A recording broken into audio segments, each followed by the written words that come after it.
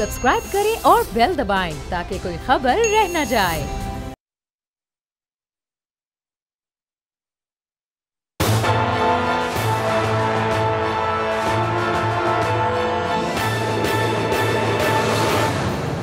अस्सलाम वालेकुम। प्रोग्राम तज्जिया में मैं हूं अलीना इलियास, मेरे साथ मौजूद हैं समी इब्राहिम और राना ताहिर साहब।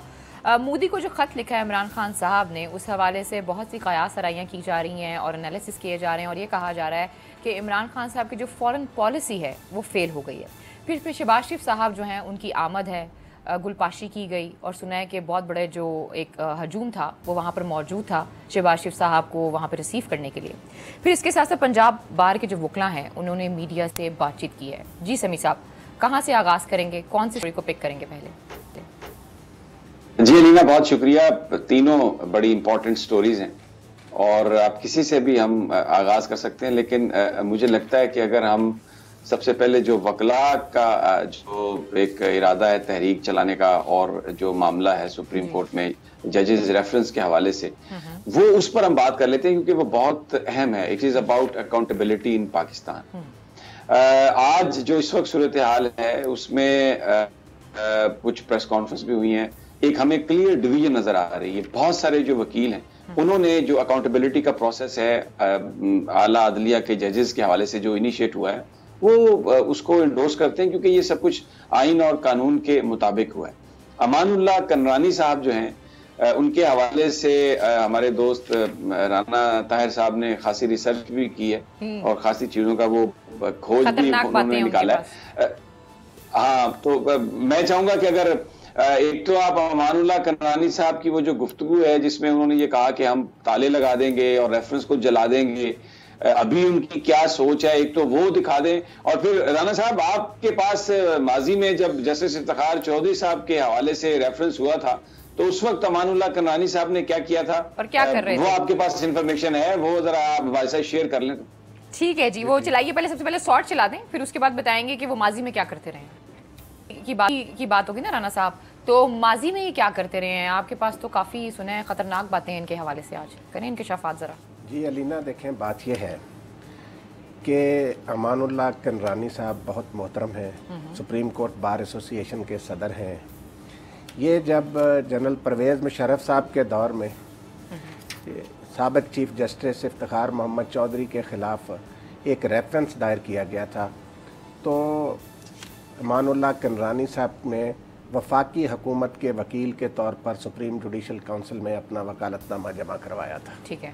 वो सुप्रीम जुडिशल काउंसिल की कार्रवाई चलने ही नहीं दी गई तो वो मामला बीच में लटक गया। बात यह है कि अमानुल्लाह कनरानी साहब ने जो ये गुफ्तगू की है, आप मुझे बताएं आमराना सोच क्या होती है, डिक्टेटरशिप क्या होती है? एक आइन और कानून ने रास्ता दिया। आइन का आर्टिकल 209 है कि जजेस का एहतसाब कैसे होगा।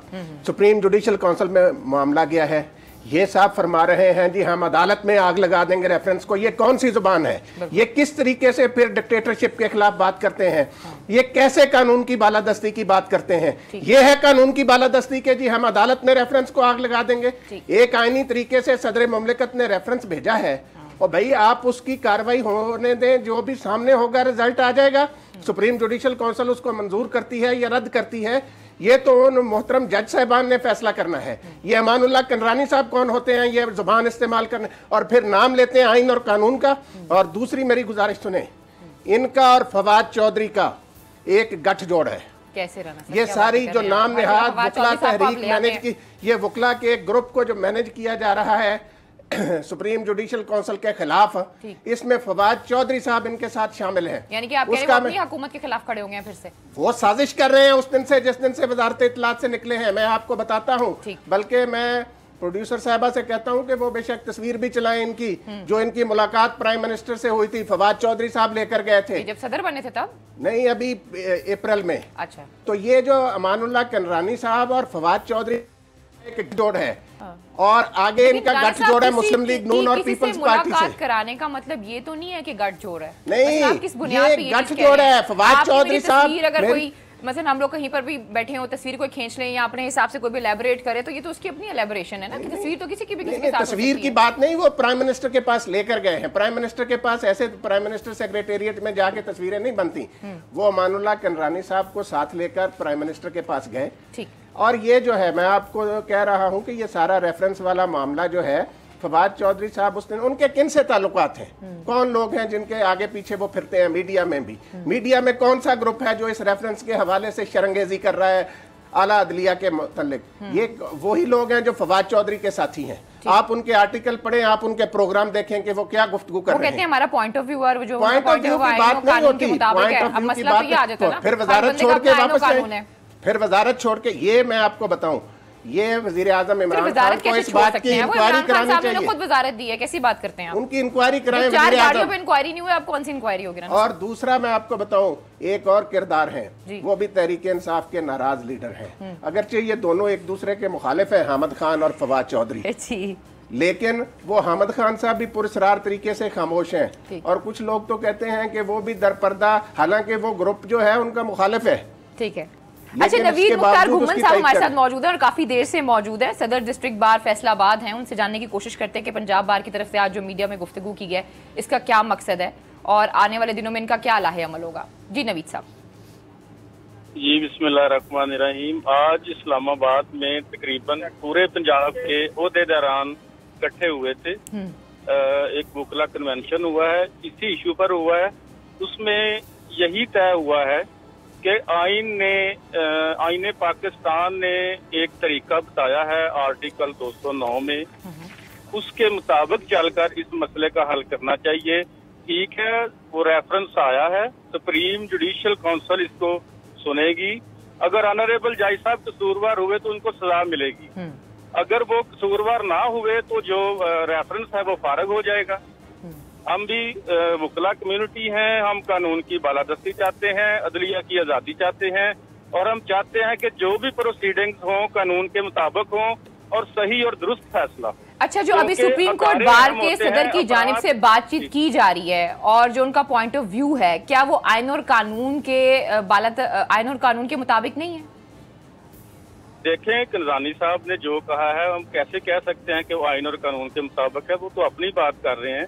हम आर्टिकल 209 की बात कर रहे हैं, वो तो जलने जलाने की बातें कर रहे हैं ना, वो तो आइन के मुताबिक नहीं है। और तरीका यही है कि जज साहब, ऑनरेबल जज साहब अपनी सफाई पेश करें, जवाब दें जो उन पर रेफरेंस या उन पर इल्जामात लगे हैं। और हमने आज यही फैसला किया है कि आर्टिकल 209 की रोशनी में इसको देखा जाए और इसका फैसला किया जाए।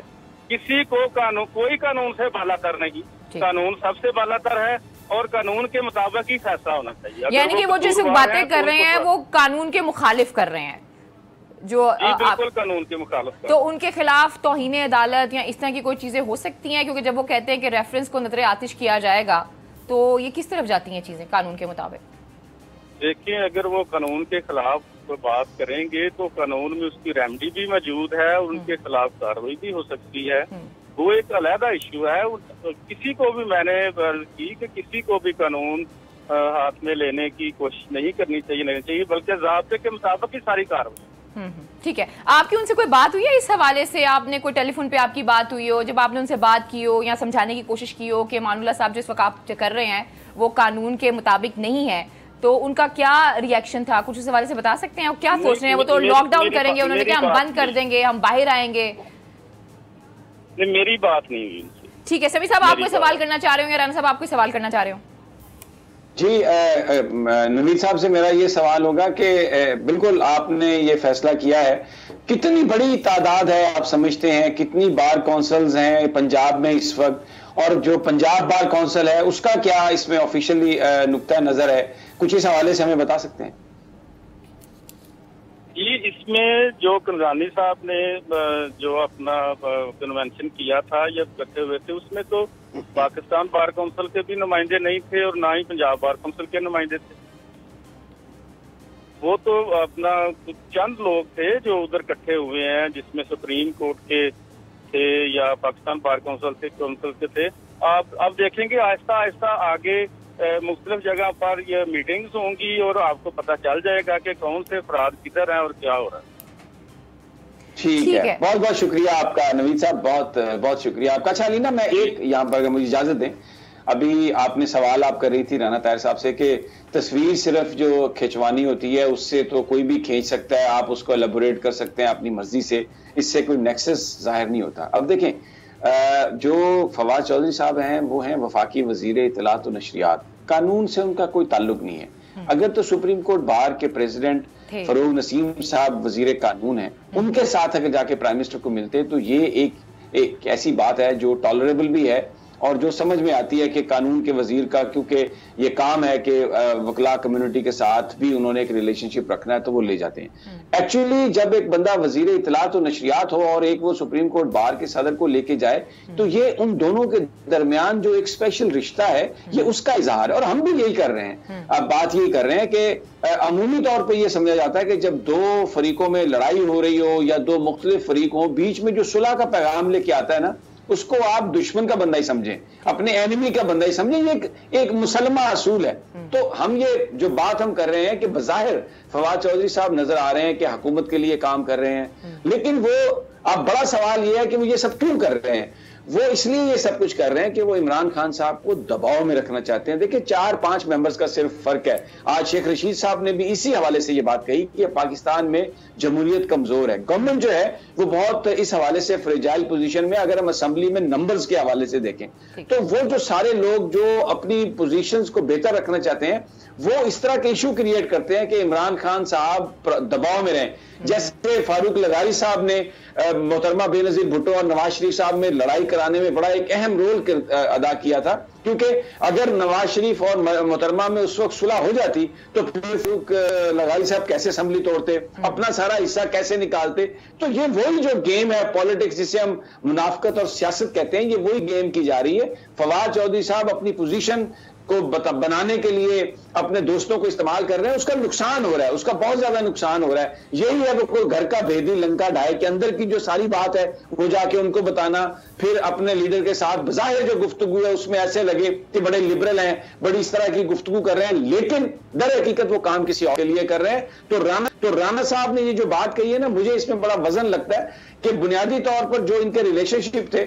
अब आप दूसरी बात आ जाए, मुझे लगता है शायद मेरी लाइन ड्रॉप होगी, लेकिन मैं अपनी बात ये कंप्लीट कर लूंगा। आपकी लाइन ड्रॉप नहीं है। ये उसमें ये है कि अगर हामिद खान साहब की जो खामोशी है वो एक बड़ी मायने खेज है, वो बहुत बड़े एक उनका वकला का ग्रुप है। और मैं आपको एक बात बताऊं, बहुत सारे जो पंजाब में वकला है, मेरी उनसे बात हुई है, वो कह रहे हैं कि जनाब ये सारे के सारे लोग जो हैं हामिद खान साहब ने अपने भर्ती करा लिए हैं, लॉ ऑफिसर्स बना लिए हैं, लेकिन अब जिस वक्त ये बारी आई है, ये सारा मामला हुआ है, तो हामिद खान साहब कहीं नजर ही नहीं आ रहे। तो उनको चाहिए कि वो खुलकर सामने आए। अभी आपने नवीद साहब की बात सुनी, फैसलाबाद डिस्ट्रिक्ट बार के सदर हैं, एक उन्होंने पोजीशन ली है, तो कहां है हामिद खान साहब? उनकी जो खामोशी है वो उस पर बड़े सवाल उठ रहे हैं और उनको अपनी पोजीशन वाजे करनी चाहिए। वगरना बहुत सारे लोगों का ख्याल है कि दर पर्दा बिहाइंड द सीन वो भी अपनी जो बहुत सारी जाती उनकी जो रंजिशें हैं उनका बदला चुकाने के लिए इस वक्त वो इमरान खान साहब के साथ नहीं है। और इस सारे इशू को इमरान खान वर्सेस अदलिया नहीं देखना चाहिए, ये कानून और आइन के मुताबिक एक रेफरेंस है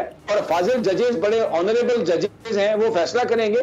काजी फायज ईसा साहब भी बहुत ऑनरेबल जजेस हैं। रेफरेंस में जो सवाल हैं उन सवालात की बुनियाद पर खुदा न खास्ता हम ये नहीं कह सकते कि कोई भी जज वो उस पर कोई चीज साबित हो गई है। ये सिर्फ सवालात हैं। इसलिए अभी जस्टिस काजी फायज ईसा साहब ऑनरेबल जज हैं, उनके बारे में भी कोई बात कहना बिल्कुल गलत है, कतई तौर पे उनका मीडिया ट्रायल करना कतई तौर पे गलत है। और इसी तरह जो हमारे जो सुप्रीम जुडिशियल काउंसिल के जज साहबान हैं वो बड़े ऑनरेबल लोग हैं, वो जो भी फैसला करेंगे वो आइन और कानून अच्छा, मैं राना साहब की तरफ ये सवाल लेकर जाऊंगी। एक तो हामिद खान साहब के हवाले से कि वो क्यों खामोश है, उनकी खामोशी की क्या वजह हो सकती है और क्या उन्हें इस वक्त खामोश रहना चाहिए? रंजिशें जितनी भी हों, लेकिन जहां पर आपके मुल्क की स्टेबिलिटी की बात होती है वहां पर आप इस तरह का एक्ट नहीं करते हैं। दूसरा जो मुझे चीज समझ आई है राना साहब, वो ये समझ आई है कि पंजाब बार जो है वो सबसे बड़ी बार है और अगर वो इससे अपनी अलहदगी को जाहिर करती है, और बहुत सी और भी जो पाकिस्तान बार के बारे में भी उन्हें बताया नवीद साहब ने कि वो भी इसके साथ नहीं है, अगर वो अलहदगी से इख्तियार करते हैं तो इसका मतलब है तारीख जो इन्होंने ऐलान किया है तहरीक चलाने का, तहरीक चलने से पहले खत्म हो गई ना इन शॉर्ट। तो देखिए अलीना, बात यह है, आपने बड़ी गहरी बात की है। आज जो इस्लामाबाद में वकला का कन्वेंशन हुआ उसमें जैसे अभी नवीद साहब से आप गुफ्तगू कर रही थी वो डिस्ट्रिक्ट बार फैसलाबाद के सदर हैं। डिस्ट्रिक्ट बार फैसलाबाद पाकिस्तान की एक बहुत बड़ी बार है और पंजाब की दूसरी बड़ी है। इसी तरीके से मैं आपको अर्ज करूं, उसमें इस्लामाबाद हाई कोर्ट बार के सदर थे, उसमें साबिक vice chairman Punjab bar council, Pakistan bar council Chaudhry Ramzan साहब थे, बिल्कुल, और इसी तरह बहावलपुर बार के सेक्रेटरी थे।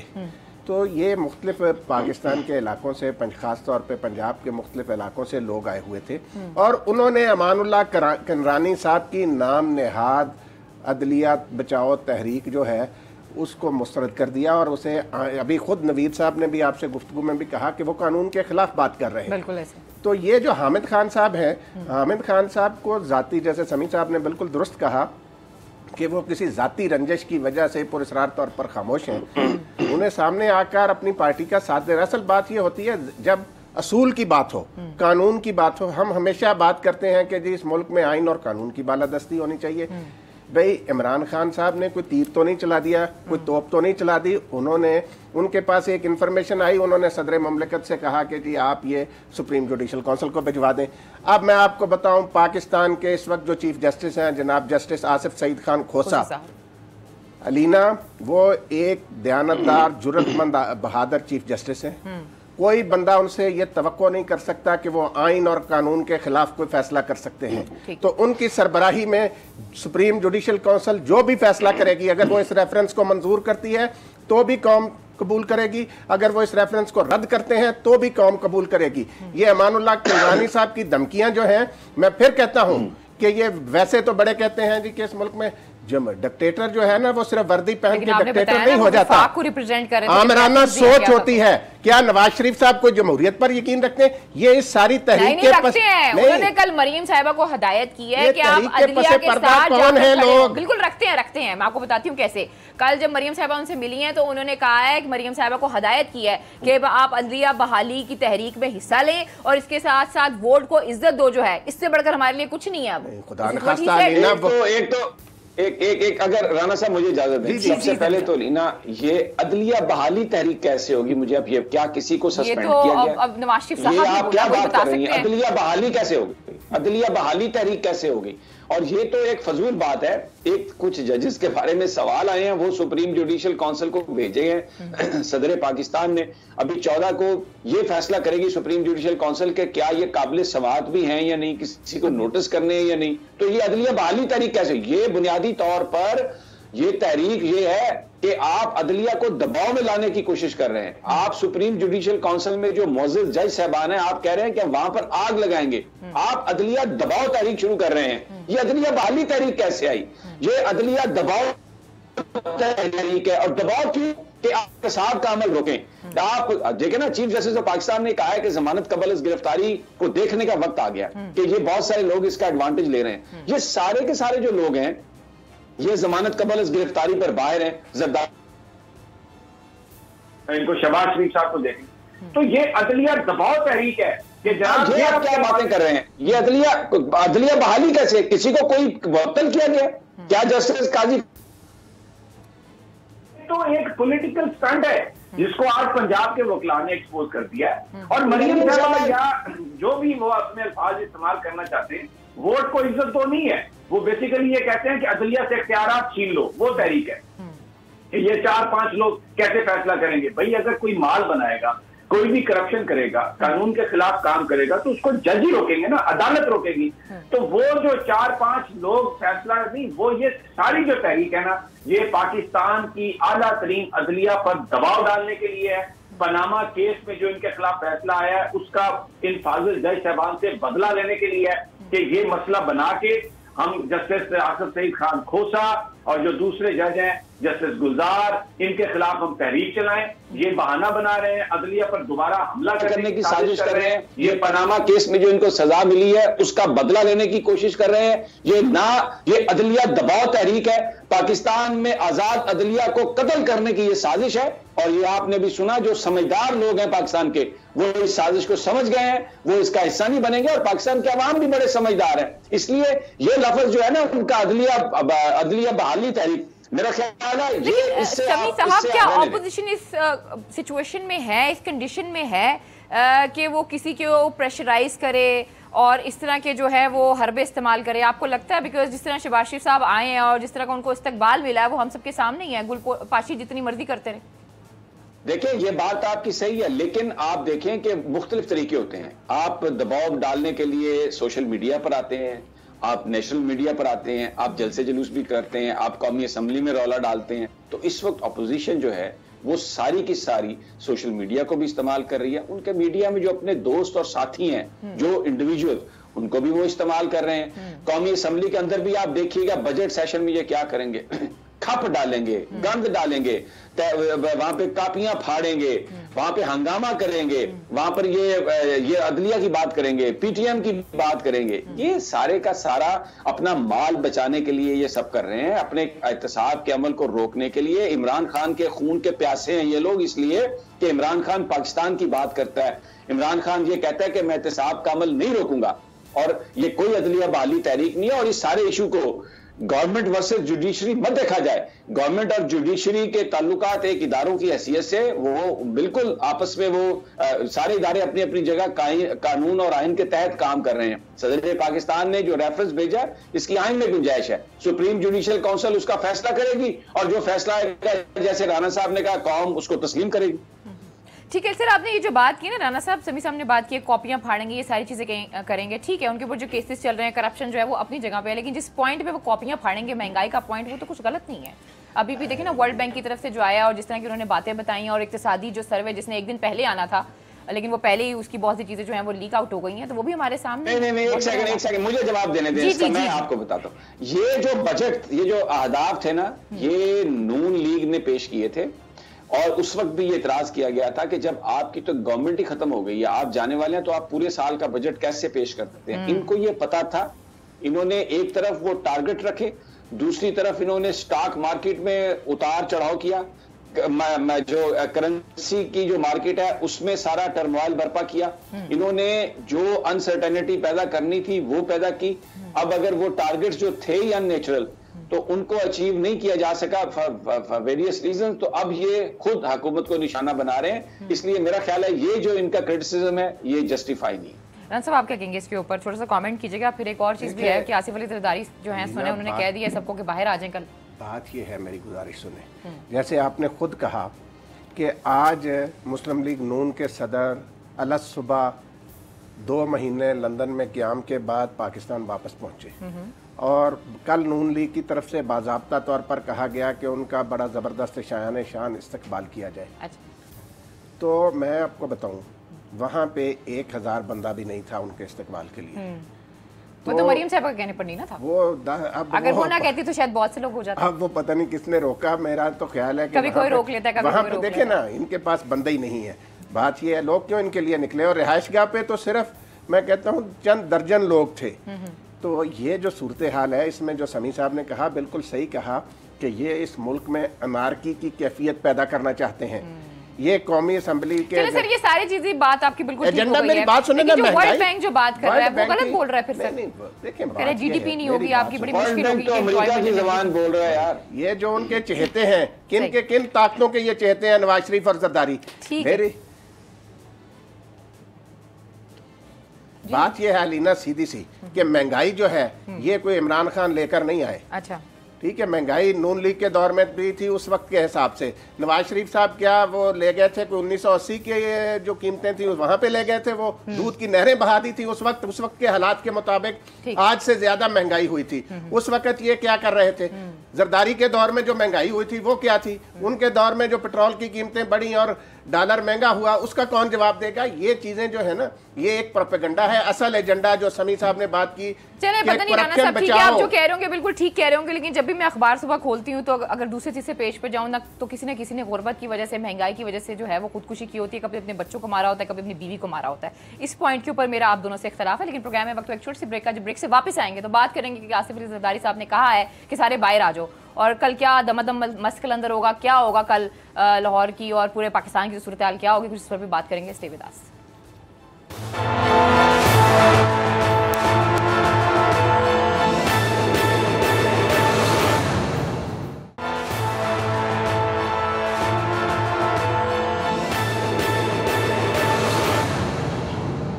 वेलकम बैक नाज़रीन, फिर आपको खुशामदीद कहते हैं। समी साहब, मोदी को खत लिखना क्या पाकिस्तान की फॉरेन पॉलिसी का फेलियर है?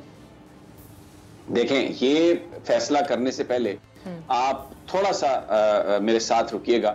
मैं आपको नरेंद्र मोदी वज़ीर-ए-आज़म इंडिया का एक क्लिप सुनाता हूं जो उन्होंने जिस वक्त पाकिस्तान आए और जो कुछ वो क्यों उन्होंने किया था। जरा ये क्लिप आप सुन लें। आशिफ साहब की सादगी थी कि वो मोदी की चालाकी को ना समझ सके।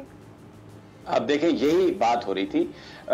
भारत के साथ दोस्ती की जो बात होती है उस पर किसी को इतराज नहीं। आजकल हमारे नून लीग के लोग कहते हैं कि जी नवाज शरीफ को ये कहा जाता था कि वो मोदी का यार है, अब इमरान खान लेटर लिख रहे हैं, इमरान खान लंबे लेट गए हैं, तो ये भी तो भारत के साथ वही करने की कोशिश कर रहे हैं। अब इसका फर्क समझना चाहिए। मोदी बड़ा ज़हीन आदमी था और इमरान खान जो नवाज शरीफ साहब है उसके मुकाबले में इनकी अकल कोई इतनी काम नहीं थी, क्योंकि इन्होंने तो वजीर खारजा भी नहीं रखा था। उन्होंने जो कुछ भी किया वो कोई मसला कश्मीर हल नहीं करना चाहते थे, कोई पाकिस्तान के साथ मामलात को हल नहीं करना चाहते थे। उन्होंने सिर्फ ये काम किया कि दुनिया को ये बताया, उनको बेवकूफ बनाने के लिए नवाज शरीफ को इस्तेमाल किया। ये कह दिया नवाज शरीफ से कि जनाब हम आ रहे हैं आपके पास। तब भी लोग कहते थे कि अगर उस वक्त जो मोदी और नवाज शरीफ की मीटिंग होती, अगर उसमें इदारे शरीक होते, अगर वो बाज़ाब्ता एक मीटिंग होती तो उसका फायदा मिलता। लेकिन मोदी ने भी ये देखा कि ठीक है, शादी में आता हूं और आराम से घुसूंगा, वहां पर कोई ना कश्मीर पर बात होगी ना किसी और चीज से बात होगी, मिलके मैं वापस आ जाऊंगा और ये दुनिया को मैं बता सकूंगा कि देखें मैं ताल्लुकात बेहतर करना चाहता हूं। अब एक तो हिस्सा ये था जो उन्होंने नवाज शरीफ को इस्तेमाल किया पाकिस्तान के हवाले से बुरा प्रोपेगेंडा। इसमें बदनाम किसको किया उन्होंने? पाकिस्तान की फौज को, कि एक तो मोदी अमन चाहता है और दूसरा उन्होंने ये बताया कि शायद जो नवाज शरीफ साहब हैं ये कमजोर हैं, वहां पर जो पाकिस्तान की जो फौज है वो ज्यादा मजबूत है और वही सब कुछ करती है। एक तो हिस्सा इसका ये था। अब आ जाते हैं इमरान खान की डिप्लोमेसी। जिस वक्त पाकिस्तान पर हमला हुआ, पाकिस्तान के जहाज ने गिराए भारतीय जहाज, उसके बाद अभिनंदन को अलीना पकड़ा पाकिस्तान। दूसरे दिन तीसरे दिन पाकिस्तान ने अभिनंदन को रिहा किया। पूरी दुनिया ने वो विजुअल्स देखे, अगर आप भी वो दिखा सकें। वो जो ये कह रहे थे कि इमरान खान लेट गया, इमरान खान भी लेटा नहीं है। हम भी जो भारत की इस चाल है, जो भारत की डिप्लोमेसी है, उसको समझ गए।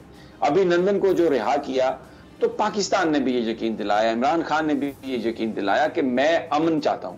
फिर पता है पाकिस्तान को कि मोदी क्या करेगा लेटर्स के जवाब में, लेकिन पाकिस्तानी लेटर्स लिख रहे हैं। ये है डिप्लोमेसी। जब कौमें डिप्लोमेसी करती हैं तो ये पाकिस्तान भी पूरी दुनिया को बता रहा है कि हम अमन के लिए संजीदा है, हम अमन को हासिल करना चाहते हैं। लेटर लिख रहे हैं जिसको बजाय इसके कि इमरान खान के इनिशिएटिव को अपोजिशन सपोर्ट करे, बजाय इसके कि पूरी कौम मुत्तहिद होकर भारत से एक जबान में बात करे, यहां पर ये उस पर भी पॉलिटिक्स कर रहे हैं और अपने प्राइम मिनिस्टर का कद, पाकिस्तान का कद छोटा करने की कोशिश कर रहे हैं। सिर्फ एक छोटा सा 1 मिनट और लूंगा। जनाब जुल्फिकार अली भुट्टो जब शिमला गए, पाकिस्तान टूटा हुआ था। पाकिस्तान के 90,000 कैदी जो थे वो भारत की कैद में थे। और लेकिन जब वज़ीर आज़म जुल्फिकार अली भुट्टो गए तो उस वक्त उन्होंने तमाम जो अपोजिशन थी, उन्होंने एयरपोर्ट पर जुल्फिकार अली भुट्टो को सी ऑफ किया, सिर्फ ये तासुर देने के लिए कि वज़ीर आज़म हमारा आ रहा है, जो भी वो बात करेगा, चाहे हम अपोजिशन में हैं, जो कुछ भी है, हम अपने वज़ीर आज़म के साथ है। आज आप खुद उठा के देख लें मीडिया को, ये लोग क्या कर रहे हैं, ये लोग किसके हाथों में खेल रहे हैं, किस तरह नरेंद्र मोदी ने बेवकूफ बनाया नवाज शरीफ को, और किस तरह इमरान खान वो डिप्लोमेसी कर रहा है जो करनी चाहिए पाकिस्तान का इमेज बुलंद करने के लिए, पाकिस्तान की आइसोलेशन को खत्म करने के लिए, और ये बताने के लिए कि I am in command. Pakistan की फौज गवर्नमेंट के साथ है, यहाँ पे सिविल और जो मिलिट्री क्यादत है वो एक पेज पे है। माजी में हुक्मरान ये तासुर देते रहे अपने एक्शंस के जरिए, गुफ्तगू के जरिए, वज़रा के जरिए कि जी हम तो भारत के बारे में फैसले कोई नहीं कर पाते, ये तो पाकिस्तान की फौज है, क्योंकि मकसद पाकिस्तान के इदारों की बदनामी था। ये फर्क है लीना। अच्छा समी साहब, मेरा आपसे एक सवाल है। पाकिस्तान की और इंडिया की जो इस वक्त स्टेटस है इंटरनेशनली वो बिल्कुल डिफरेंट है। जो इंडिया है वो यूएस के बहुत करीब है, हर लिहाज से, इकनॉमिक बात की जाए या किसी और तरह से बात की जाए, वो बिल्कुल करीब है उनके। तो अगर पाकिस्तान की तरफ से या इमरान खान साहब की तरफ से इस तरह की डिप्लोमेसी की जाती है और इस तरह का जेस्चर दिया जाता है, आपको लगता है कि इसको रिकग्नाइज किया जाएगा, इसको एक्नॉलेज किया जाएगा? इवेंचुअली अलीना, इवेंचुअली मैं ये बात आपकी अंडरस्टैंड करता हूं कि जो इस वक्त हालात हैं उसमें भारत जो है वो अमेरिका का बहुत ही फेवरेट चाइल्ड है। उसका आप अंदाजा मैं आपको दे देता हूं थोड़ा सा। अभी उन्होंने इंडिया के लिए जो ड्रोन्स हैं, आर्म्ड ड्रोन्स, हमला करने वाले बम कैरियर ड्रोन, उसकी डील मंजूर की है। $2.5 अरब में भारत वो खरीदेगा। लेकिन इसके साथ जो एक बड़ी अहम चीज है वो डिफेंस मिसाइल सिस्टम भारत को देने का फैसला किया है जो इसराइल के पास है, जिससे जो भी मिसाइल भारत पर जाएगा, हमला करेगा, वो उस मिसाइल को फजा में तबाह कर सकेंगे। ये बहुत ही एक सोफिस्टिकेटेड है ये मामला जो भारत को ऑफर किया अमेरिका ने। लेकिन जो भारत है, क्योंकि उसने रशिया से भी मिसाइल सिस्टम खरीदा, अभी तक उन्होंने फैसला नहीं किया। मैं ये बात आपकी मानता हूं कि इंडिया जो है वो बिल्कुल इस वक्त भारत की बात सुन रहा है, लेकिन ये जो जेस्चर्स हैं, ये जो डिप्लोमेटिक मूव्स हैं, they do make a difference. ये जरूर जब आप यूनाइटेड नेशन में हैं, जब आप सिक्योरिटी काउंसिल में हैं, जब आप रीजनल कॉन्फ्रेंसेस में हैं, आप ये करते हैं। दूसरी बात क्यों कर रहे हैं इमरान खान साहब? हम ये इसलिए कर रहे हैं कि चाइना जो हमारा दोस्त है उसने हमें ये बात कही है कि सबसे पहले आप अपने जो मामलात हैं वो गुफ्तगू के जरिए हल करने की कोशिश करें। तो हम ये जो दुनिया को जेस्चर दे रहे हैं, दुनिया को तासुर दे रहे हैं, इसलिए दे रहे हैं कि ताकि हमारा फ्रेंड चाइना जो है वो और हम एक सेम पेज पे आ सके। दो चीजें सिर्फ चाइना ने कही है अलीना। एक, उन्होंने कहा है कि आप अपनी जो इकोनॉमिक सिचुएशन है एक्सक्यूज मी, उसको बेहतर करें, जिसकी वजह से अभी जो बजट आ रहा है इसमें 5,500 जो रुपए 5,500 अरब रुपए जो हैं उसका टारगेट रखा है रेवेन्यू का। सबसे हाईएस्ट तरीन है जो इमरान खान ने रखा है, उसमें डायरेक्ट टैक्सेशन में वो जा रहे हैं। इकोनॉमी बेहतर करें। और दूसरा ये कि जो सिक्योरिटी के मामला है उसमें पाकिस्तान ने बहुत सारी चीजें की हैं ताकि चाइना मदद कर सके और डिप्लोमेटिकली हम कश्मीर को उठा सकें।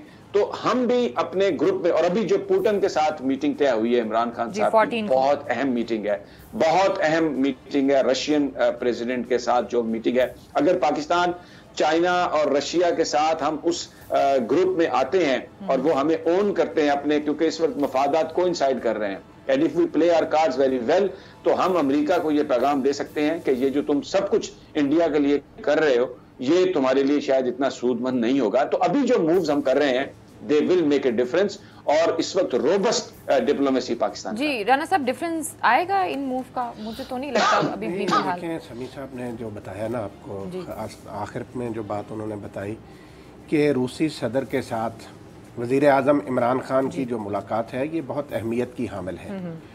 रूस माजी में रवायती तौर पर भारत के कैंप में रहा, लेकिन पिछले कुछ अरसे से पाकिस्तान ने रूस के साथ अपने ताल्लुकात जो हैं उनको बेहतर किया, उस तरफ बड़ी तवज्जो दी जा रही है।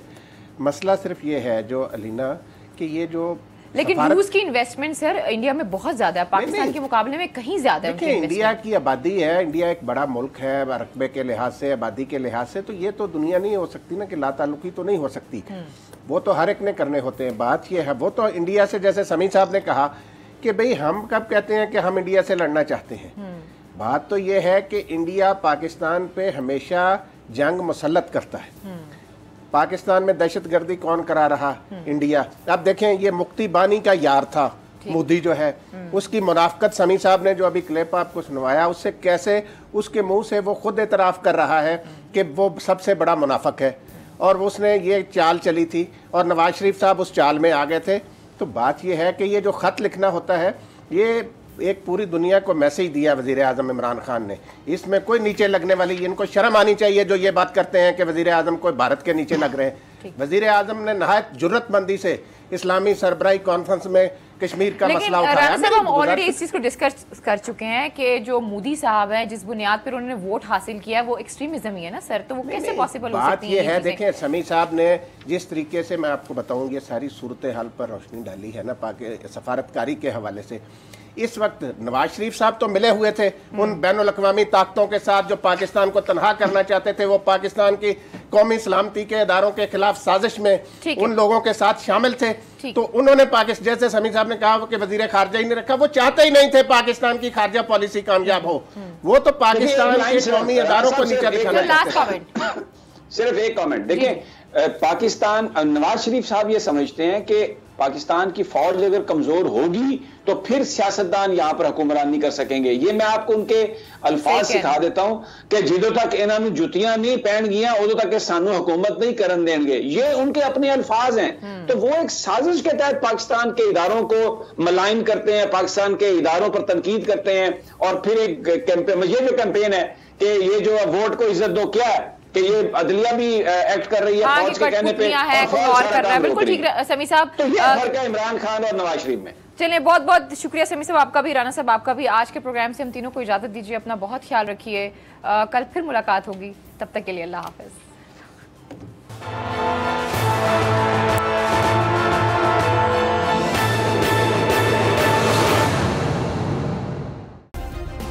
सब्सक्राइब करें और बेल दबाएं ताकि कोई खबर रह न जाए।